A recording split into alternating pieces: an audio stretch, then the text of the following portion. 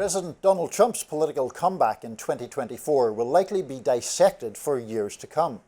In the latest book unpacking how he managed to win back the American electorate, co-authors Isaac Arnsdorf, Josh Dawsey and Tyler Page go behind the scenes of last year's campaigns to learn what led to Trump's return to the Oval Office.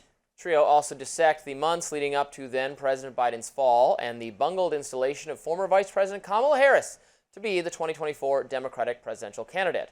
Joining us now to dive into 2024, how Trump retook the White House and the Democrats lost America, is co-author Isaac Arnsdorf. Welcome to Rising. Thanks for having me.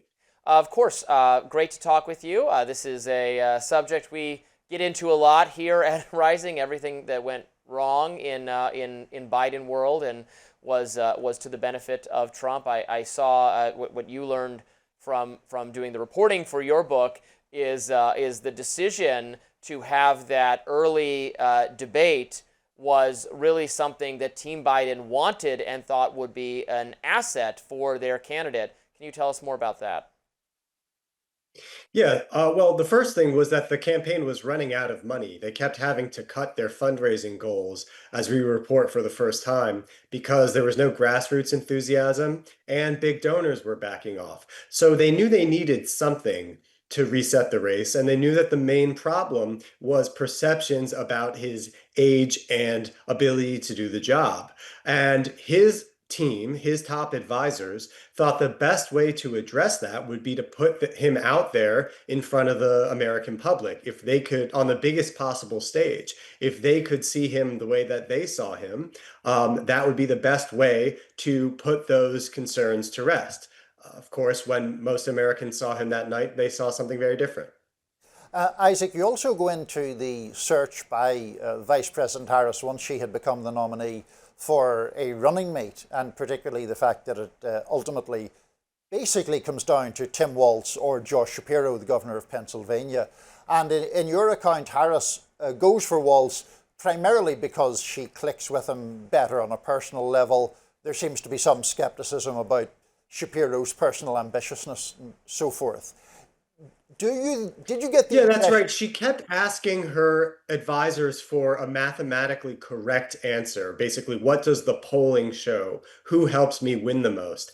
And they came back to her with, there really isn't a statistical difference. We can't tell you the mathematically correct answer. And so she decided to go with who she liked best. And actually, her staff was united behind Walz. He was really the consensus choice after the interviews. And the interview with Shapiro really didn't go well. And do you think they have subsequently changed their mind? I mean, in reporting the book, did people express misgivings about that back in for Walz? Yeah, it just seems like a crazy idea to me. He's the governor of the must-win state. And to say, oh, there's no difference between that guy and some other guy just makes no sense to me. But what was your insight there?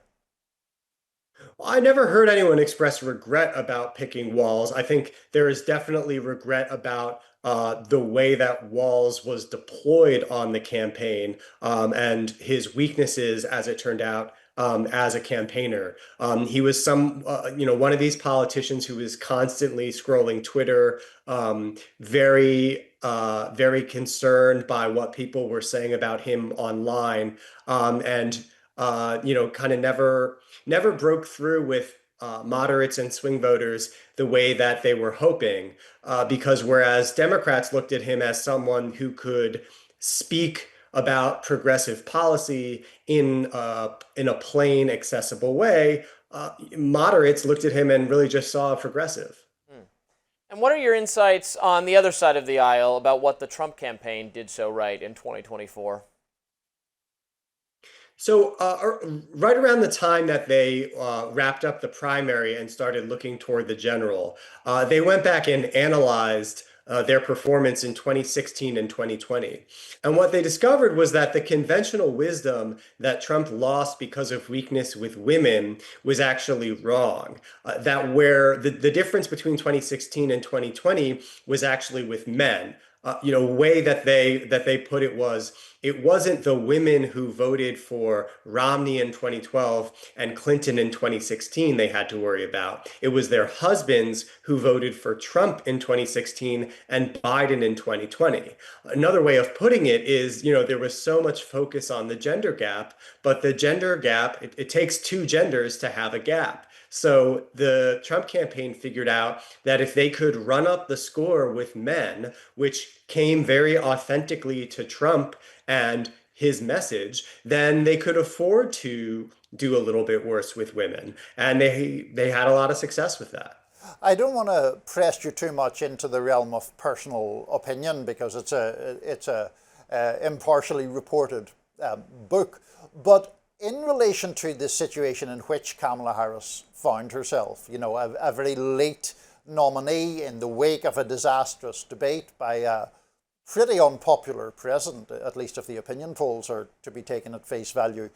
Do you think she could have won had her campaign been better, or were the fundamentals of last year's election just always going to thwart her in the end?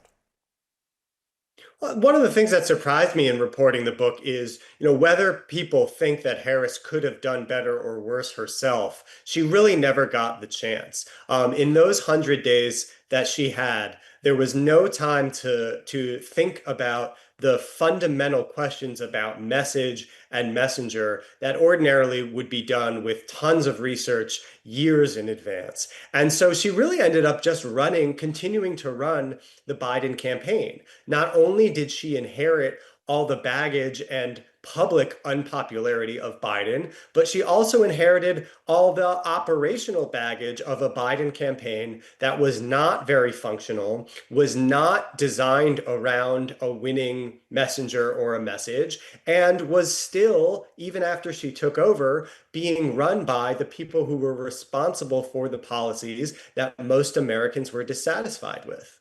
Yeah, I think that's the key problem she faced, is that there simply was not time to replace high-level campaign strategists with people who would be offering some kind of different message. And so the people she had were never going to recommend a harder break with Biden, even though that was clearly going to be necessary for her to eventually win.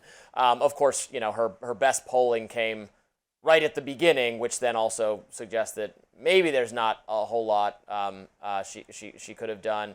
We've been other reporters. There's a lot of finger pointing that's gone on over the last several months, especially as Biden's lack of cognitive ability has become more of a major news story, and who knew what and when and why didn't people speak up. What do you make of that whole news cycle? Is this going to continue to haunt Democrats into the future? Even though Biden is no longer going to be a central figure in the Democratic Party, but people who many of the American people think were misled by these same campaign and government officials are still going to be running the Democratic Party. Well, that's part of why you see this hunger in New York for something new, someone who wasn't on the scene in 2024. And for those who were directly involved, that's certainly going to be something that Republicans are going to pressure them to answer. But you also see how voters don't want to run the last campaign, right? They don't want a backward-facing message. And so fighting the last battle isn't always the right message. Just one final question for you, because I think it's there's a critique sometimes we hear of these books, generally your own, but also books on this campaign that have preceded yours, where there are people, sometimes regardless of their own political affiliation, who contend that reporters were saving material for books. They should have reported it at the time. They didn't, for example, scrutinize Biden at the time. What do you say to that critique? Well, we were all covering the campaign in real time for the Washington Post. And we were in constant conversation with our editors about anything we were learning for the book that had a public interest to be reported at the time. And that never, most of the material for the book we actually learned afterward, in those months after the election, after we knew the ending, after people were sometimes more candid than during the race. So there were never any situations where we had something we thought that the public needed to know that we decided to hold back for the book. And as for Biden, I could point you to any number of Washington Post headlines that emphasized how his age was the number one issue. And the polls consistently showed that it was the number one issue for voters, and even a majority of Democrats did not want him to run. So it was not a secret. It was not something that was that the public didn't know about because of our reporting. They knew, and we were reporting on it. Isaac Arnsdorf, thank you so much for joining us on Rising to talk about your new book, 2024. Thank you. Could comedian Jon Stewart be out of a job soon? He says he doesn't know. Stewart spoke out about the possibility he could be given the boot after CBS canceled Stephen Colbert's Late Show in an apparent show of support to President Trump, some are claiming. Let's watch. Unfortunately, we haven't heard anything from them. They haven't called me and said, like, don't get too comfortable in that office, Stewart. But let me tell you something. I've been kicked out of establishments than that. We'll land on our feet. No, I honestly don't know. I mean, I think I'd like to believe that, like, without The Daily Show, I don't know. Comedy Central is kind of like Muzak at this point. Comedy Central, home to Stewart's Daily Show, has the same parent company as CBS. That parent company is Paramount Global. And this all comes as Paramount and Skydance Media make moves to push through an $8 billion merger, for which they need FCC approval. Earlier this month, CBS News settled a lawsuit with the Trump administration for $16 million over a 60 Minutes interview with then presidential candidate Kamala Harris. Meanwhile, Trump reacted to the news of Colbert this past weekend, writing on Truth Social, "I absolutely love that Colbert's got fired. His talent was even less than his ratings. I hear Jimmy Kimmel is next, has even less talent than Colbert. Greg Gutfeld is better than all of them combined, including the moron on NBC who ruined the once great Tonight Show." I'm shocked that Donald Trump likes Greg Gutfeld the most of those people. I know. What a surprise. What a surprise. But Niall, okay. This is going to be good. Okay. A Colbert show loses millions of dollars, does it not? They're saying this is obviously only politics. I've found every single Democrat needs to weigh in on the Democratic political figure needs to weigh in on this for some reason. Very strange.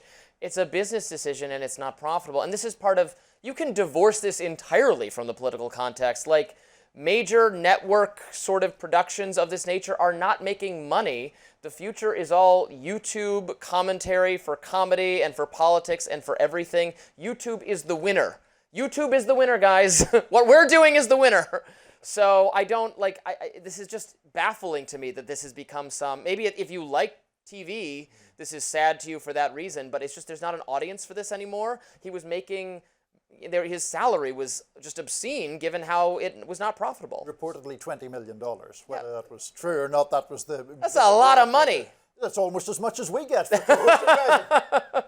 Yeah, that's like... Look, I mean, I think that it's... two things can be true at once, is my view on this. It is certainly true that those late-night shows have lost quite a lot of cultural salience. Even when I first came to the US 20 years ago, David Letterman v. Jay Leno, that was a thing, and that was something that had some sort of relevance. They no longer have that kind of appeal. But I think the reason why people are so suspicious of Paramount in this respect does go back to the Kamala Harris 60 Minutes suit, the paying of the $16 million.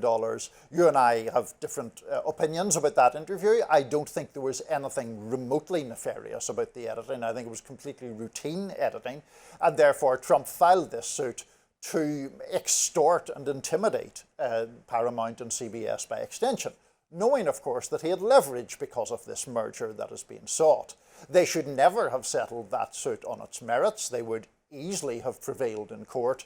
And I think that backdrop is why people are suspicious of the ending of Colbert's show, which did come only 2 or 3 days after he'd said on the show that the Paramount 60-minute settlement amounted to a big fat bribe. Well, I'm happy to change government policy so that the federal government, may have no say over the mergers of large companies. I am happy to make that policy change, and then we don't have to worry about this, whether some person with oversight will, in their interest, try to kill some deal because they don't like the company. We can just take that off the table. Always a fan of removing regulation and helping corporations on their merry way. I mean, we don't have time to discuss it more fully, but one of the reasons is I think you will introduce political considerations when you set that up. But Jon Stewart is, this is mean to say, he's just funnier to me and more engaging than Colbert is. Well, and a bit more unpredictable as well. Like, he does take shots at Democrats quite frequently. The only moment of Colbert's show I've watched in the last, I don't know how long, was when Jon Stewart was on it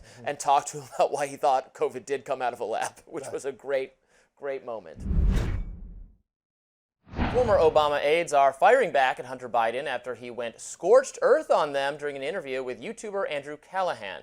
Pod Save America co-hosts Tommy Vitor, Jon Favreau, and John Lovett shot back at Biden over these comments. Let's watch. The Pod Save America saviors of the Democratic Party, with four white millionaires that are dining out on their association with Barack Obama from 16 years ago, living in Beverly Hills, telling the rest of the world what black voters in South Carolina really want, or what the women in the waitress living outside of Green Bay, Wisconsin really believes. The co-hosts addressed the comments on their podcast yesterday. Let's take a look.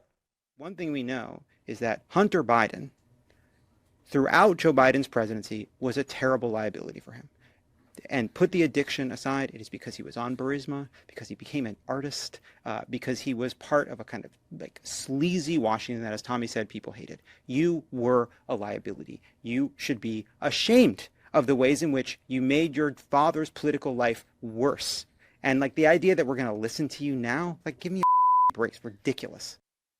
They also took to social media to air their grievances. Vitor fired back, writing, quote, "It's good to see that Hunter has taken some time to process the election, look inward, and hold himself accountable for how his family's insular, dare I say arrogant at times, approach to politics led to this catastrophic outcome we're all living with." Favreau made a dig at Hunter's new career in art, saying, quote, "There goes my bid on that painting." The former president's son also went on a full-blown tirade over individuals that he says turned their back on his dad during the 2024 election. Other individuals Biden name-dropped were actor George Clooney, Democratic strategist James Carville, and CNN host Jake Tapper. We discussed this yesterday. It was a just beautifully entertaining 2 or 3 hours of Hunter Biden swearing constantly about these people. We got to be really careful because we're on TV now. Right. What we can do. It was a good job to our team for doing all the appropriate bleeping as we played that. The people he attacked are now weighing in. The Pod Save America bros. I don't care for them very much either. I will say, as entertaining as it was to watch Hunter Biden attack them and others, they are absolutely correct that Hunter Biden was a liability for his dad, that made Joe Biden's reelection less likely, that got his dad into all sorts of embarrassing stuff, not just because of the drug abuse issues, which I'm sympathetic to. I know people who've struggled with addiction. It's hard. I don't want to crucify him for that. I think some of the legal issues he had over that and the gun I didn't care about so much. I did care about the tax evasion and then the influence peddling, allegedly, was what we really would have wanted to get more information on. Just his corrupt, that he got his positions for having the name Biden was obvious. So he's going to now be like an advisor, like a political expert. Here's what we should have done. What we should have done was stick by my father, someone who was historically unpopular, who was cruising toward a landslide defeat, and is mad that the establishment turned on him. The establishment of the Democratic Party is really bad and really flawed in a lot of ways, but their flaw was sticking to Biden for too long. I mean, he was going to lose by a landslide. I mean, I agree with the scorched earth thing that we watched was very extremely entertaining. Yeah. Because everyone just caught strays. It's like you never worked in. This is 20 the liberal years. Joe Rogan. I just want Hunter Biden to have a podcast where he just swears. Yeah, it was and insane. talks about, I guess, how to make drugs. He also talks in great detail about how to make drugs. But the most fascinating thing, I had two feelings. The first feeling was, okay, this is like almost like if you think about having like a brat child that just wants the best for their parents. But except Hunter Biden is a grown man, and way past child age. So I was like, oh, my daughter was like rallying for me in that way. That would be beautiful to see, right? Yay, it's like Mom, you you have can no do it. sense of reality. Just like, no, No. my mom's the best. But at the same time, it's like, Hunter, you have to just step back and be aware. Just look around at your privilege and your life and the lens with which you speak from. Have you no self-awareness to look into this moment as your dad is not only struggling to fight for what his legacy will be because of all the reports that came out about his health now, about the current unfortunate cancer diagnosis and all the things your family is going through, with your mom being the rock of the family, but you're coming out and just making it worse. You're just making it worse. Some part of me believes, because there is always a chance that Biden wanted him to say this, but I think a lot of me believes that this is never where he wanted him to do. He doesn't want him to go on a PR campaign on his behalf. I think he just wants people to leave him alone at this point and stop trying to look back at his presidency and continue to point to what may or may not have went wrong. And there has to be an opportunity for Democrats to like disassociate a bit from Biden and figure out what their next strategy is. And the more that we have conversations with people like Hunter Biden, the more that Biden's name continues to come up, because Republicans already do it enough. Trump already does it enough. We don't need to continue to bring up Biden for every single thing. There's a new wave and opportunity to build what that wave will look like. And Hunter is unfortunately in the way and very arrogant in this behavior, I think, knowing all the circumstances that just surrounded him from the drama he might have caused for his dad's life, but also the fact that you recently got pardoned. So also maybe just sit tight for a minute, be a little quiet, have a quiet moment at home. This is just kind of like, the funniness, once that wears away, it's a little bit embarrassing. So the audacity to accuse Tommy Vitor and Jon Favreau and John Lovett of only being important or influential because of their association with Barack Obama, of like riding Barack Obama's coattails. The audacity. That's what I said, self-awareness. Biden owes his entire elevation to the presidency due to being picked, selected, taken out of not exactly obscurity. He was a long presence in the Senate, but he was one senior Democratic statesman among many, elevated to the role of the number 2 guy by Barack Obama. Right. His ties to Barack Obama are what got him to the presidency in the first place. Hunter points to that he was, we know how to win elections because we won it in the Senate over and over again. Yeah, the Delaware Senate, but that's nothing. That doesn't speak to some great insight you have, and also you weren't responsible for that at all. It's just hilarious. Obama made the careers of these people and of Joe Biden. Right. And he would have just continued to be. When Joe Biden ran for president against Barack Obama, his campaign went nowhere. And when he ran decades before that, he had to drop out because of he plagiarized a speech, allegations of that from a British political figure. So this was not someone who had tremendous rising star to be president, tremendously politically gifted until Barack Obama did for him what he did for Pod Save America people. So it's that's the pot calling the kettle black there. Literally. We don't agree about much, but this is one of those times where I just think there is an opportunity that is every day that passes like a dropped ball for an opportunity to have real conversations with people that are thinking about what the party looks like next and what this new version of the party looks like. I mean, some people are thinking about it. We interviewed about Project 2029, which is the Democrats' response to Project 2025. So I guess there are conversations happening, but let us know, let the American public know what the strategy is, because people are looking to see, since Trump has dropped the ball in many ways, and American people have told you what they felt over his first 100 days, and now all the different things that he's done, that he's promised and not done, actually. It's a great opportunity for a campaign to begin about what you would do differently if you were president. And we're not hearing anything, or what you would do differently if you ran Congress, and we're not hearing much. So that's unfortunate. Well, I don't think we've moved out of the Hunter Biden phase yet. He seems quite happy to go on podcast. We should have him on Rising. I would love to have Hunter on here. We'll have our people call your people, and we'll set it up. That would be lovely.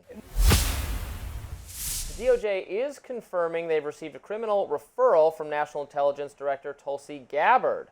The referral is related to her claims that Obama-era officials partook in a so-called, quote, treasonous conspiracy to, quote, subvert President Trump's 2016 victory. Gabbard released records that show the U.S. intelligence community concluded in 2016, both before and after Hillary Clinton's electoral defeat, quote, foreign adversaries did not use cyber attacks on election infrastructure to alter the U.S. presidential election outcome. The issue Gabbard cites, however, is that the FBI had told the DNI office they were going to dissent from that assessment that was going to appear on a presidential daily brief. The reason was based on new guidance the FBI says they had. Now, Obama and other officials met in the Oval Office in December of that year to ask each other to look into Russian election meddling. The Obama-era officials then produced another intelligence assessment that concluded, quote, Russian President Vladimir Putin ordered an influence campaign in 2016 aimed at the U.S. presidential election.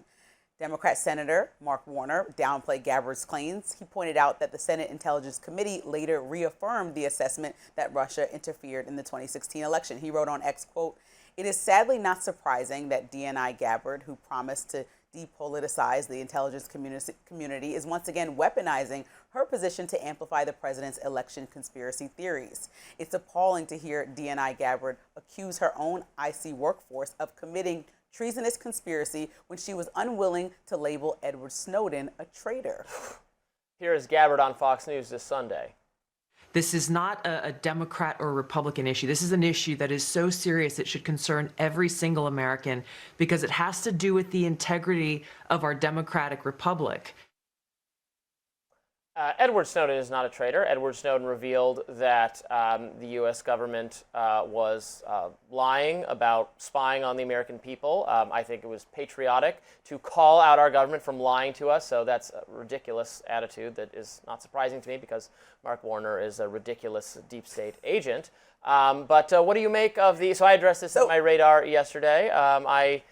I'm going to guess you're not along Tulsi Gabbard's lines here. How did you guess? Part of it is like, look over here, look over here. Don't pay attention to Epstein. I have something better. And I think it's like diminishing almost the Republican and MAGA base. Like, hey, we're giving you some, like, we're throwing some meat, and so you can go run after that and not pay attention to Epstein, almost look over here tactic, because I think that it's completely irrelevant. And when you think about all the different agencies, so we have the Mueller investigation, DOJ, the U.S. Intelligence Agency, and even a Republican-led Senate committee, all between the time that this was brought up through 2020, have done independent investigations, some that were bipartisan committees that say, hey, yeah, Russia did have involvement and was around and doing too much within our media space, trying to get us to argue on social media, trying to cause friction. Now, Republicans won't say that it actually was collusion in the election. Democrats came up with a different conclusion. But what Americans actually want Russia involved in any part of our politics? What Americans want Russia involved in any way? And so I don't understand why we would be pushing back against those claims that even if Obama wanted to look into it and his entire team, we should not want foreign agents or agencies involved in any part of our conversation across the United States, right? And having them make Americans fight so that they think issues are bigger than they are, pulling up emails and going into Hillary Clinton's archives to make that public. These are proven Russia tactics. And so why do we want that involvement? If there's something that we need to find out about Hillary Clinton's emails or anything, wouldn't we want Americans to pull that forward? Wouldn't we want our own country to bring that forward rather than somebody who it looks like is in cahoots with President Trump to try to amplify his voice in the election? That's not something that anybody, Republican or Democrat, should want.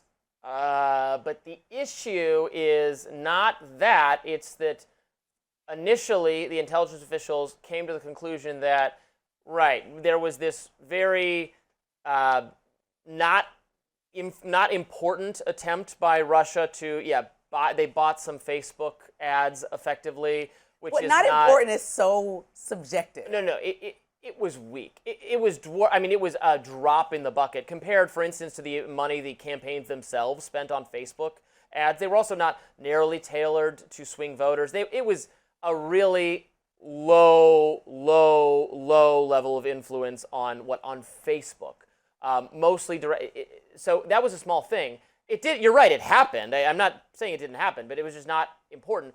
What the officials, the intelligence people, were pushing back on initially was the idea that they hacked the voting machines, right? Which was the impression you got from sensational coverage in the media following that meeting with Obama, where he rejected he basically handed it back to them and said, get me a report that reaches a stronger conclusion. And that's when you then concocted this whole influence narrative and blew that out of proportion, because the officials wouldn't say that, well, they might have hacked the voting machines because it was false. So now treasonous conspiracy goes a little far for me, but they didn't hack voting machines, right? What they No, tried they to do, didn't. what they tried And to that do made is Obama hack- mad. But He what they wanted- tried to do is hack voters' minds. That's called cyber warfare. Oh my God. That's Am what I they intended hacking to voters' do. mind when yes, I by say, doing- oh, Biden's everything bad? is excusable to you. That's what we keep talking just about. persuasion. If It's people just put influence. up, false information and they're spreading it, telling black voters to come go somewhere and text this number to vote. Now you're like, oh, it's a small thing. If Russia's involved in trying to buy Facebook ads to get people to vote for Trump, it's a small thing. How is that false You should information? not How is want buying that ads that out say there. you should vote for Trump false information? No. Part of those ads were trying to convince black people that Hillary Clinton's policies So you want Russia were not good for black you people. want That's not Russia that's not deciding- misinformation. You want Russia deciding who votes for based on their own personal interest. And your question They had should no be- power to decide. They were expressing a viewpoint. Right, just because like they you or I. they had interest in Trump being Well, I mean, they president. have free Yes? speech. They can use. I'm for free speech on social media. And Everyone because, can Robbie, it's advocate for you to free-thinking invent and- anyone you want. Because you're free thinking and you're maybe not impacted by any type So of this is advertisement. how you feel about your fellow Like, Americans, any that they're type so of stupid. I didn't say stupid. No, don't put words in my mouth. I said because you're free thinking and not affected by any type of advertising. Advertising works, correct? Because that's why we have commercials for all the different detergents or anything that you buy often based on name and brand recognition and repetition, right? It's not mind So, control. Yeah, but is Russia being involved in our election, trying to influence minds in a way that, yes, campaigns might, but we also understand who's donating. We understand what brands are behind putting money in.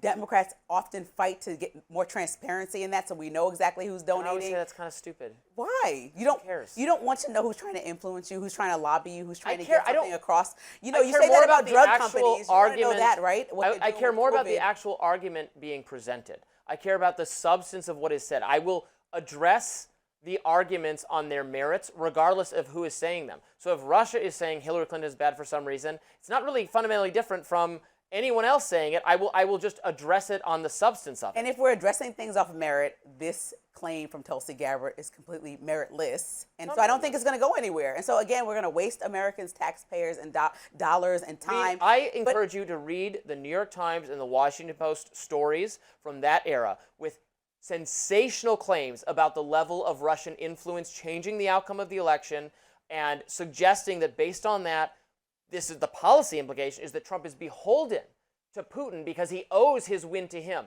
That was the thrust of the mainstream media coverage due to leaks and statements from anonymous intelligence officials we now know at the behest of Biden, or And so the best of way Obama, forward- excuse me. the That best way is not a forward nothing burger is to for me at all.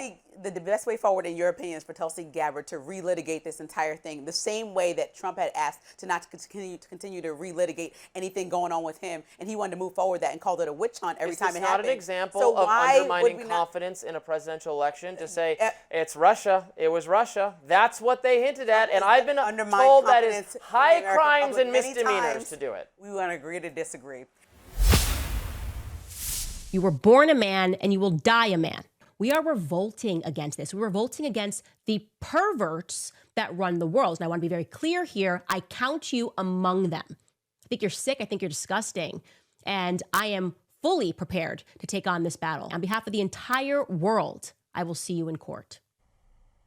Conservative commentator Candace Owens speaking directly to French First Lady Brigitte Macron after the French president and his wife brought a lawsuit against her. The reason? Defamation. Owens published a series of podcast episodes suggesting that Miss Macron was born a man, and the Macrons, unsurprisingly, aren't happy about it. The lawsuit calls the conspiracy theory demonstrably false and alleges Owens knew the claims were false when she published them, yet she published them anyway. It goes on to say, quote, "The reason is clear. It is not the pursuit of truth, but the pursuit of fame." For her part, Owens' team said in a statement she is not shutting up, calling the suit, quote, "a foreign government attacking the First Amendment rights of an American independent journalist." The statement read on, "In France, politicians can bully journalists, but this is not France, it is America." Owens later went on her podcast to say she looks forward to the lawsuit and hopes it goes to discovery. Take a listen. The discovery alone is going to be out of this world. Let's do it. Let's get to the part where we get to depose you and we get to request documents and we get to request emails and we get to request conversations between you and Mimi Marchand to see how you're really dealing with this behind the scenes. Let's get to that point. Very interesting development yesterday to be talking about. I'm still kind of forming my thoughts on this one. I should say that, and longtime viewers of the show know that I am not particularly a fan of Candace Owens. I think she is an insincere grifter type person who has taken a lot of people and is wrong about tons of things. Probably this too. I don't know very much about it. I didn't watch her series on it. All that said, I am not a big fan of defamation in general. I'm a really free speech maximalist person. I think defamation and libel should have to, I'm glad that in America they have to reach almost unattainable standards, especially for, it's a little bit different for a private person exposed to defamation, but for public people, as government officials always are, I think the bar ought to be really, really high. So my knee-jerk reaction would be to dislike the tendency for the leader of a foreign government to be suing a podcaster for saying, for all, again, things I presume are not correct, but even so, I don't think that sets a good standard. And I'm also, and I am unaware. I should do more research to understand what the really legal element of this is, because I know she's not being criminally pursued, but she is is she not an American citizen? Is she a British citizen? I think her husband is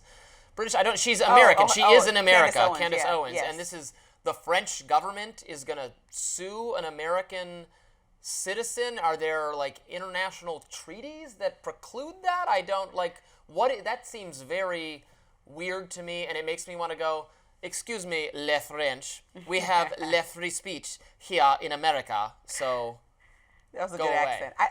I don't like to be or discuss ways to be overly litigious, and I also think, just like I told President Trump a minute ago, criticism is part of what comes. But sometimes with Candace Owens, who some of the things that she says are interesting and I would agree with, and a lot of the things that she says to me are a little bit jarring. This is one of those times where what is the connection so closely to this story that you want to do an expose docuseries about whether Macron's wife started it? It's just obsessive to this point. And even the way that she responded. I don't know. She can be obsessed over it if she wants. I mean, but even the way she responded to the lawsuit was very much oh my gosh, why do you want to walk down this path so firmly, and this is the issue to die on, when there's so many, there's a plethora, which she mostly specializes in, is discussing political issues that we can discuss right here in America that you want to go after, where you probably wouldn't get sued by a politician for saying whatever you want. They probably would respond or go on an alternate podcast, share their perspective, and it would just be an ongoing debate. But with Macron, they've gotten to the point of suing each other.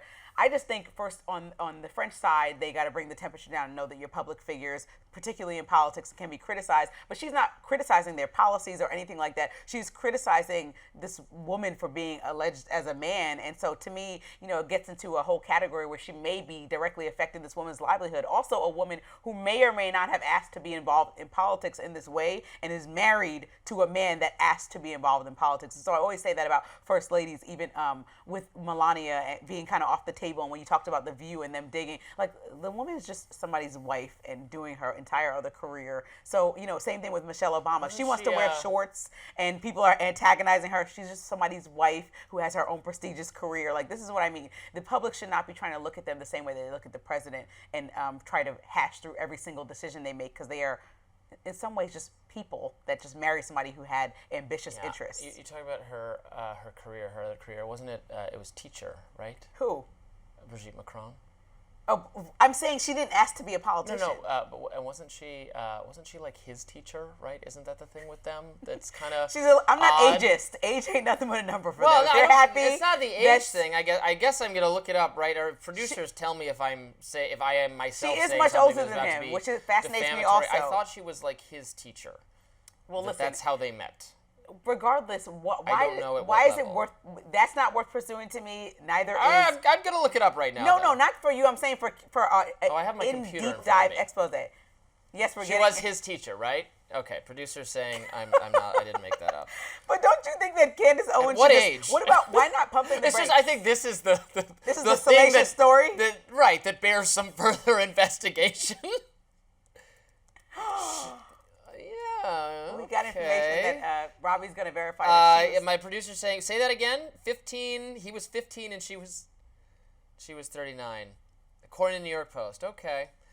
Okay. So the point That's kind of interesting. Maybe Candace Owens is going to have a lot to talk about here. She seems very unafraid of lawsuits. But in this, this is an interesting thing for you because you are more embedded in the digital space than I am, right? I have come up in a traditional TV and journalist writing career, right? You are in this digital space and I'm learning about it from you. But a lot of people don't abide by, this is why I like the rules, right? I know what's appropriate for TV. I know what I can say. I know how much of my analysis and opinion, how far I can go, right? I'm going to reel it in.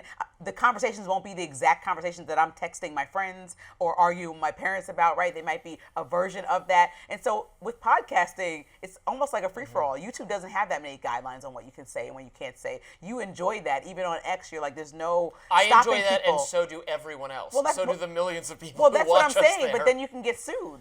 And so that's Well, why not in a- broadcast channels avoid some of those conversations unless this Well, that's fact-based not- and proof no, no, because no. you can get sued. No, For defamation of character, you can. You can get sued for defamation on YouTube too. You can the broadcast standards are legal standards. You violate that standard, you've committed a crime. It's not a felony. You get charged. You get fined. You could lose your license. That's a criminal or it's a legal. It's not a tort. It's not a lawsuit.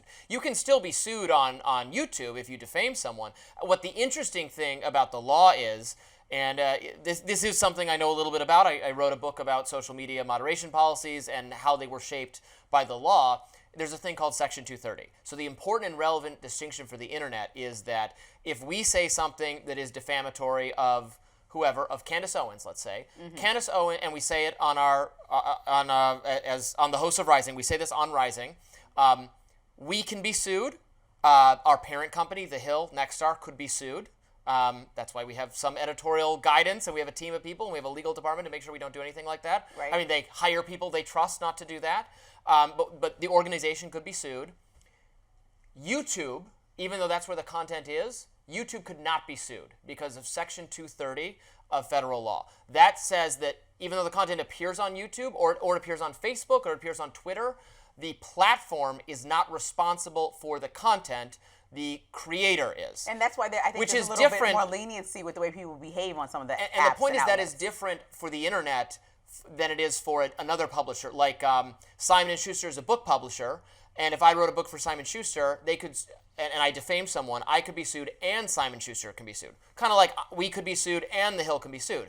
But Facebook cannot be sued, YouTube cannot be sued. If a YouTube spokesperson, an employee of YouTube, defames someone, then YouTube could be sued. But the point is that this makes sense because if it was not like that, imagine the sheer number of hours of new video that appear on YouTube every second, the number of posts that appear on Twitter.